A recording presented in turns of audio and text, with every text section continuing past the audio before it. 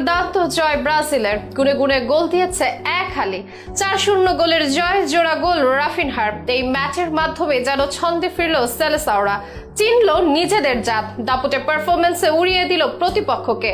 এতে উচ্ছ্বসিত ব্রাজিল সমর্থকেরা দেখছেন হেক্সা পূরণের স্বপ্ন। ইতিমধ্যে 26 বিশ্বকাপের ফাইনাল খেলার কথা বলে রেখেছেন ব্রাজিল কোচ। তবে কি এই পারফরমেন্সই তার আগাম বার্তা? পেরুর বিপক্ষে কতটা নান্দনিক ফুটবল খেলেছে ব্রাজিল, নেইমার ছাড়া কতটায় ছন্দে আছে টিম সেলেসাও, এসবের বিস্তারিত নিয়ে থাকছে এখনকার বিশেষ স্পোর্টস আপডেট।